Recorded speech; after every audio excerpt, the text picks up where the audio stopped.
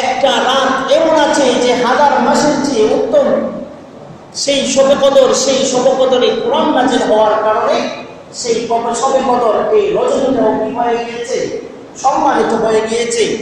আমার আল্লাহ রাব্বুল আলামিন তিলাওয়াতকৃত আয়াতে বলেন, ইন্না আনজালনাহু ফি লাইলাতিল কদর, নিশ্চয়ই আমি কোরআনকে, কালামুল্লাহকে লাইলাতুল কদরে মহিমান্বিত রজনীতে, শবে কদরে সম্মানিত রজনীতে নাযিল করেছি।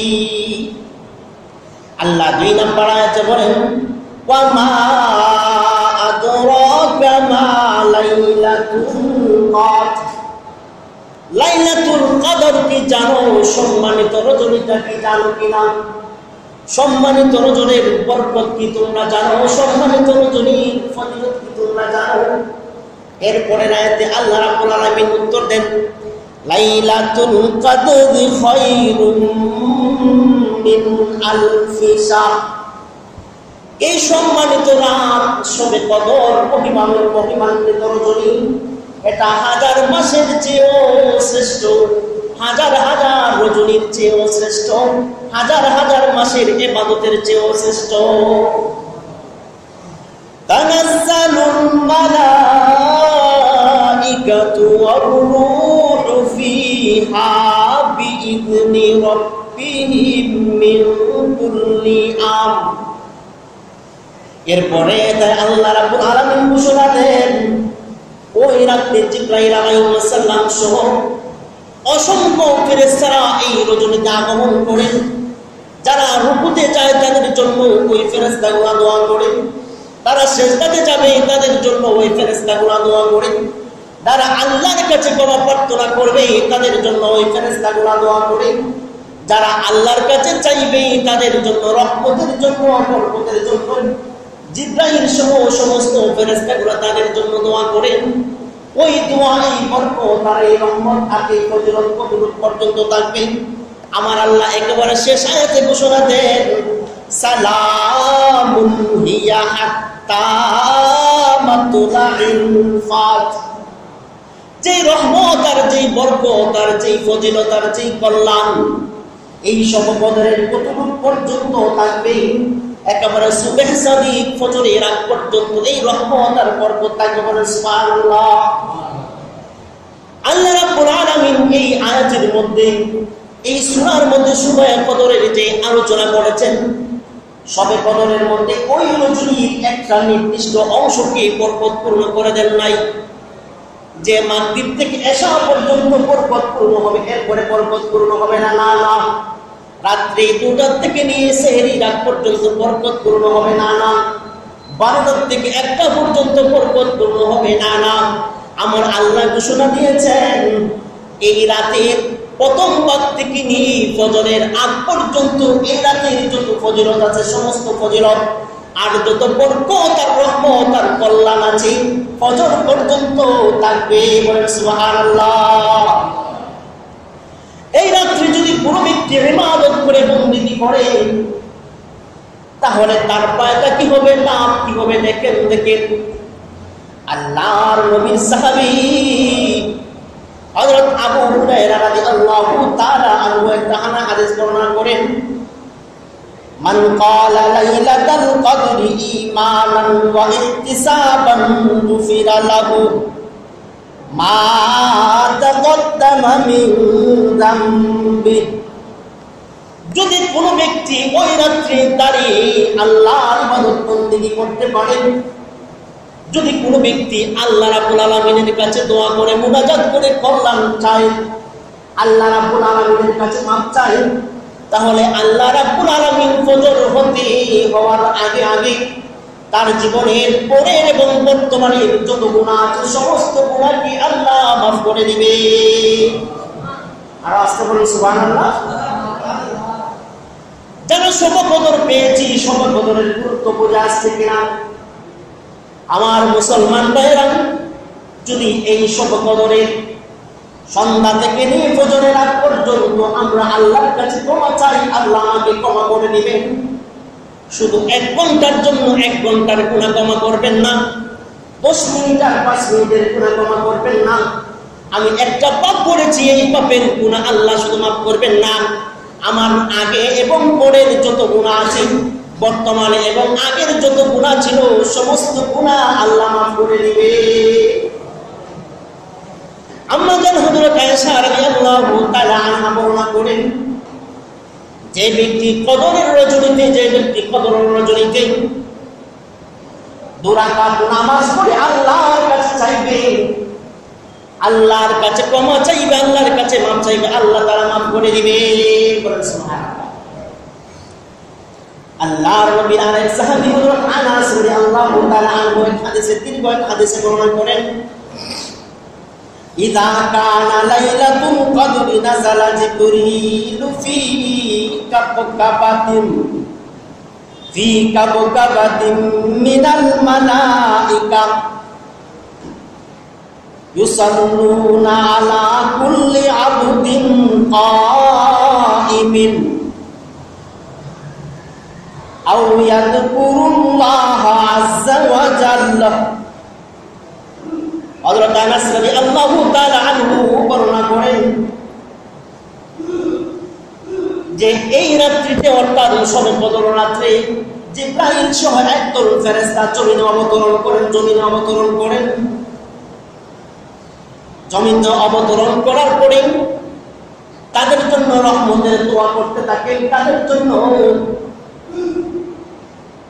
ফি কাবকাবাতিন মিনাল মালাইকাতি ইউসাল্লুনা আলা কুল্লি আবদিন কাইমিন, যে বান্দাটা বসে অথবা দাঁড়িয়ে আল্লাহ রাব্বুল আলামিনের জিকির করবে, আজকার করবে, তাদের জন্য রহমত আর বরকতের দোয়া করে। কে করে? আকাশের ফেরেশতা। কে করে? আকাশের ফেরেশতা। এই জন্য আমাদের শবে কদরটা তালাশ করা আমাদের দরকার আছে কিনা? আমাদের দরকার আছে। যদি শবে কদরটা আমাদের কপালে একবার লেগে যায়, আমরা কি সফল না? অবশ্যই আমরা সফল। এই জন্য আমরা শবে কদর খুঁজব। তো কোন দিন আছে দেখেন, এই শবে কদরটা ইব্রাহিম আলাইহিস সালামের উম্মতের বৈশিষ্ট্য না, আদম আলাইহিস সালামের উম্মতের বৈশিষ্ট্য শবে কদর না। ঈসা রূহুল্লাহ, ইব্রাহিম খলিলুল্লাহ, তাদের উম্মতের জন্য এই শবে কদর তাদের বৈশিষ্ট্য ছিল না। এই শবে কদর বৈশিষ্ট্য একমাত্র কাদের জন্য? উম্মতে মুহাম্মদের জন্য। এই শবে কদর কাদের জন্য? বৈশিষ্ট্য কার উম্মতের জন্য? উম্মতে মুহাম্মদের জন্য একমাত্র বৈশিষ্ট্য, এছাড়া অন্য কোনো উম্মতের জন্য বৈশিষ্ট্য না। এই শবে কদর আমরা কিভাবে খুঁজবো, কখন খুঁজবো, কেমনে খুঁজবো, দরকার আছে কিনা? লাইলাতুল কদর এটা কেন আসলো আমাদের মধ্যে এবং কিভাবে আসলো, একটা ঘটনা তো অবশ্যই আছে। ইমাম মালিক রাহিমাহুল্লাহ মুয়াত্তা মালিককে বর্ণনা করে যে একবার রাসূল করিম সাল্লাল্লাহু আলাইহি ওয়াসাল্লামের সামনে পূর্ববর্তী আগেকার উম্মতের বয়স নিয়ে আলোচনা করা হয়েছিল। তারা 1000 বৎসর পেয়েছে, অত বৎসর তারা পেয়েছে, তারা আল্লাহর ইবাদত করেছে, বন্দেগী করেছে, জিহাদে শামিল হয়েছে, শরীক হয়েছে। তাদের আমল তো অবশ্যই উম্মতে মুহাম্মদের চেয়ে বেশি হবে। তো রাসূল করিম সাল্লাল্লাহু আলাইহি ওয়াসাল্লাম একটা অশান্তির মধ্যে পড়ে গেলেন যে আমার উম্মতের বয়স মাত্র 50 থেকে 60 বছর। আমার সেই উম্মতগুলা পূর্বেকার উম্মতের সাথে কিভাবে তারা প্রতিযোগিতা করবে, আমলের প্রতিযোগিতা কিভাবে করবে, এই চিন্তা যখন আমার রাসূল করতে লাগলেন, সাথে সাথে শবে কদর, সাথে সাথে এই সূরাটা সূরা কদর নাজিল হয়ে আল্লাহর রাসূলকে সান্ত্বনা দিয়েছেন। কেমন সান্ত্বনা দিয়েছেন? ওগো নবী মুহাম্মদ, ওগো আমার বন্ধু নবী, শুনো, আগেকার উম্মতের যদি তাদের বয়স 1000 বছর পেয়ে থাকি, আমি আল্লাহ আপনাকে এমন একটি জিনিস দান করলাম, যেই একটা রাত্র আমি দান করেছি, সেই রাত্রে যদি কোনো ব্যক্তি তোমার উম্মত যদি আমল করতে পারে তাহলে 1000 মাসের চেয়েও সেটা উত্তম হয়ে যাবে। খায়রু লাইলাতুল কদরি খায়রুম মিন আলফি শাহর, এমন একটি মাস, এমন একটা রজনী আল্লাহ রাব্বুল আলামিন দিয়েছেন, সেই রজনীটা 1000 মাসের চেয়েও কি 1000 মাসের চেয়ে উত্তম, 1000 রজনীর চেয়ে উত্তম হয়েছে। আরেকটা হাদিস আছে, বনি ইসরাইলের এক ব্যক্তি দিনে রোজা রাখতো আর রাত্রে ইবাদত করত, দিনে জিহাদ করত আর রাত্রে ইবাদত বন্দেগী করত। এই ব্যক্তির বর্ণনা যখন রাসূলের সামনে বর্ণনা করা হলো যে এমন একজন আবেদ আছে যেই ব্যক্তি দিনে রোজা রাখে, জিহাদ করে আর রাত্রে আল্লাহর দরবারে ইবাদত বন্দেগী করে, এই বর্ণনা শুনে রাসূল করিম সাল্লাল্লাহু আলাইহি ওয়াসাল্লাম ভাবতে লাগলেন, হায় হায়, আমার উম্মতের বয়স মাত্র 70, 60, 50, 49, 30, 30। আমার উম্মতগুলা আগেকার উম্মতের সাথে কেমন করে পাল্লা দেবে প্রতিযোগিতায়, কেমন করে তারা পাস করতে পারবে, এই চিন্তা যখন করতে লাগলেন, সাথে সাথে আমার আল্লাহ ঘোষণা দিয়ে নবীকে জানিয়ে দিলেন, অগবন্ধু নবী, আপনাকে আমি এমন একটি রাত দিয়েছি যে রাতটা আপনার কোন উম্মত যদি পেয়ে যায় তাহলে তারা 1000 বছর যেই আমলগুলা করেছে এক রাত্রি তার চেয়ে বেশি করা সম্ভব। সুবহানাল্লাহ। লাইলাতুল কদরি খায়রুম মিন আলফি শাহর ঘোষণা দিয়েছেন আমার আল্লাহ। এখানেই শেষ নয়, যে আল্লাহ রাব্বুল আলামিন 1000-এর মধ্যে কেন সীমাবদ্ধ রাখলেন, মিলিয়ন বিলিয়ন রাখলেন না কেন? তখনকার আরবের ভাষা সর্বোচ্চ সংখ্যা ছিল 1000। কত?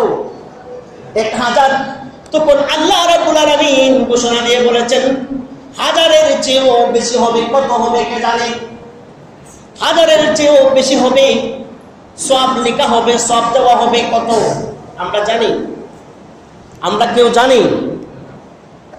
আমরা জানি না। এর চেয়ে বেশি দেওয়া হবে, কত দেওয়া হবে জানি না। আল্লাহ রাব্বুল আলামিন এই সূরাতে 1000 বলে থেমে যান না, বলে 1000 পর্যন্ত দেওয়া হবে, 1000-এর চেয়েও বেশি দেওয়া হবে। কত দিবে কে জানে? কত দিবে কে জানে? আল্লাহ। দেখেন, আপনার আমল যেমন সুন্দর হবে আপনার সওয়াবের পরিমাণটা তেমন সুন্দর হবে। বোঝাচ্ছে কিনা? আপনার তিলাওয়াত যত মধুর আপনার আমলটা তত বেশি, আপনার সিজদাটা যতটুকু কবুল হবে আল্লাহর দরবারে আপনার আমলনামাও আল্লাহর দরবারে তত বেশি হবে। আপনার রুকুটা আল্লাহর দরবারে যেমন সুন্দর হবে আপনার আমলও আল্লাহ রাব্বুল আলামিন এর চেয়ে বেশি বেশি করে আল্লাহ বাড়িয়ে দেবেন। বুঝে আসছে কিনা? তো সেই শবে কদরের আমাদের দরকার আছে কিনা? সেই শবে কদর আমাদের দরকার আছে। আল্লাহ রাব্বুল আলামিন আমাদেরকে শবে কদরের যত আমল আছে সমস্ত আমল করার তৌফিক দান করেন। সবাই বলে আমিন। দেখেন, শবে কদর আপনি খুঁজবেন তো কখন খুঁজবেন, কিভাবে খুঁজবেন আমরা জানি। দেখেন, প্রথম দিকে সারা মাস ইতিকাফ করা হতো, ইতিকাফের মধ্য দিয়ে শবে কদর খোঁজা হতো। হযরত আবু সাঈদ খুদরী রাদিয়াল্লাহু তাআলা আনহু বর্ণনা করেন, রাসূল করিম সাল্লাল্লাহু আলাইহি ওয়াসাল্লাম রমজানের প্রথম 10 দিন ইতিকাফ করেন। প্রথম 10 দিন বললেন না সেখানে শবে কদর পাওয়া যায় নাই। মধ্যর 10 দিন রাসূল ইতিকাফ করলেন, না সেখানে শবে কদর পাওয়া যায় না। শেষ 10 দিন শবে কদর করার পরে রাসূল বললেন, এখন ঠিক আছে, শেষ 10 দিনে কি আছে শবে কদর পাওয়া যায়। এই জন্য শবে কদর আমাদেরকে শবে কদর যদি খুঁজতে হয়, রমজানের শেষ 10 দিন যদি আমরা শবে কদর খুঁজি তাহলে কোনো না কোনো দিন শবে কদরের ভাগ্যটা আমার কপালে লেখা থাকবে। বুঝা আসছে কিনা? আম্মা জান হযরত আয়েশা রাদিয়াল্লাহু তাআলা আনহা একখানা হাদিস বর্ণনা করেন, তাহারু লাইলাতাল কদরি ফিল উইতরি মিনাল আসরি মিন আসরিল আওয়াখির মিন রমাদান হযরত আয়েশা রাদিয়াল্লাহু তাআলা আনহা বর্ণনা করেন, কোন ব্যক্তি যদি রমজান মাসের শেষ 10 দিনের বেজর রাতগুলা